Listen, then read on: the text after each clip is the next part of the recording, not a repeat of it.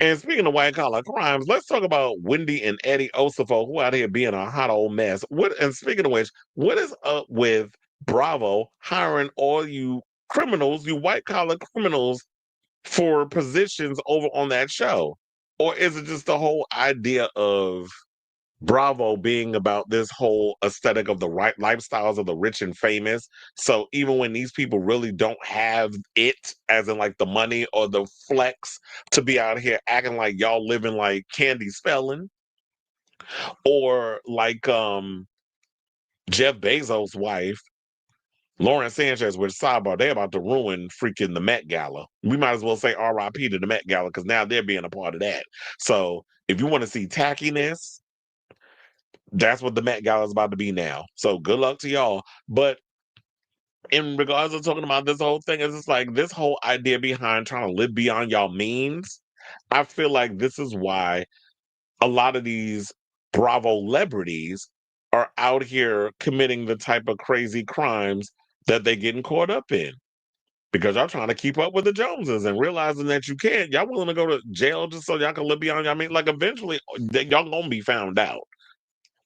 So the Real Housewives of Potomac star Dr. Wendy Osefo and her husband Eddie Osefo are being accused of possessing 40 credit and or debit cards and using aliases to conceal their identities. The Baltimore Banner reported on Thursday that prosecutors, are seeking additional financial records of the couple as they believe they will show a pattern of excessive spending and show a motive in their criminal fraud case stemming from a reported home burglary.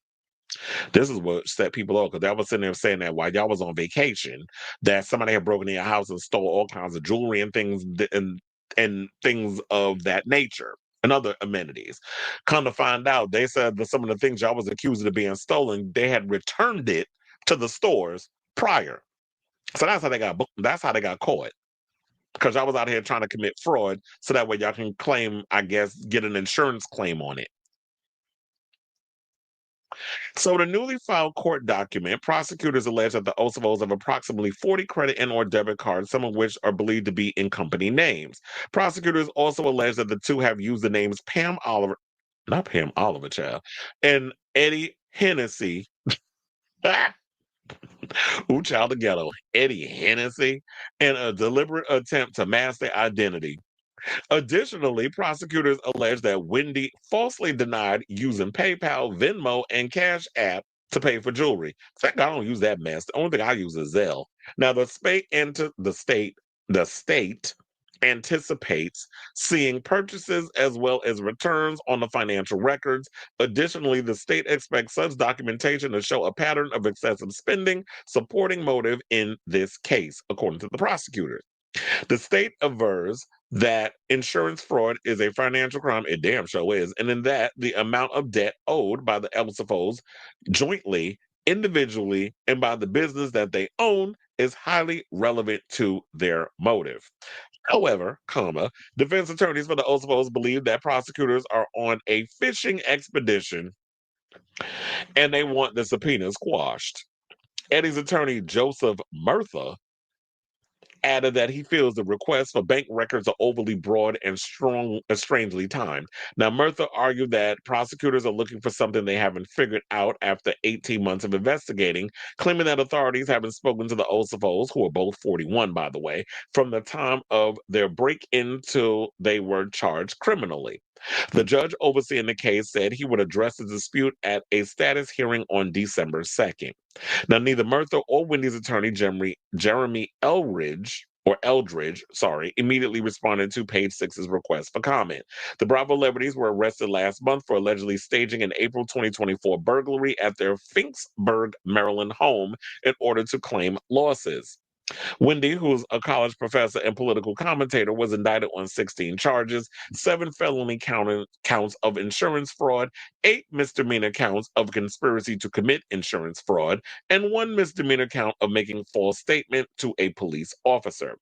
Eddie, a lawyer and entrepreneur, was indicted on 18 charges, 9 felony counts of insurance fraud, 8 misdemeanor counts of conspiracy to commit insurance fraud, and 1 misdemeanor count of making a false statement to a police officer, and a partridge in a pear tree. Now, shortly after their arrest made headlines, their rep told Page Six, in part of the Osefos alongside their legal team, look forward to their day in court. Well, Shell, I'll be definitely watching to see how this all turn out. But what's going on with y'all people over there at Potomac? It's like you had Karen Huger in jail because she couldn't keep her mouth off a bottle and getting behind the wheel after she done liquored herself up. And now she doing a sit down with Andy Cohen later on in the season.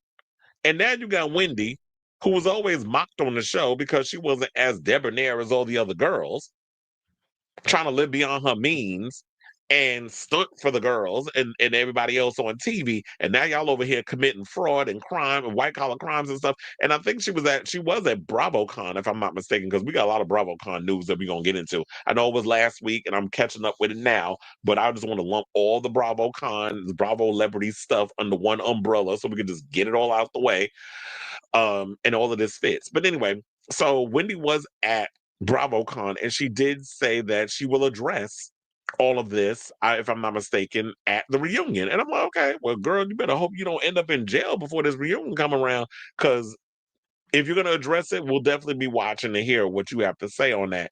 But I still stand on what I said before, that the problem with um a lot of these people, especially the ones that come on here, from Teresa Giudice on down to Wendy Osefo. A lot of y'all be wanting to sit up here and live beyond y'all means and stunt for the camera and show how fabulous your life is and how you're living rich and all these other things. Kind of found out y'all committing white collar crimes in order to keep up with the Joneses. Now, Teresa went to jail. She did her time. We moved on from it. But yeah, sis, we're not going to forget your past. Like, we got to bring it up when it comes to this overall situation where a lot of these housewives ended up getting caught up in white collar crimes. Even one of the other ones who was on Jen Shaw with her and all the mess she was doing over there. So it's always a laundry list of these women that's from this show that be out here doing all kinds of crazy white collar crime mess. And so, Wendy, until you figure out what's going on with it, you in danger, girl. Like, I'm just going to have to keep abreast of the story as it develops. I will watch the reunion of the Potomac to see if she addresses it, and we'll see what the future holds in regards of, if she ends up going to jail or not. I'm starting to think that, you know what, if she and her husband, based on these charges, y'all might see the inside of a cell.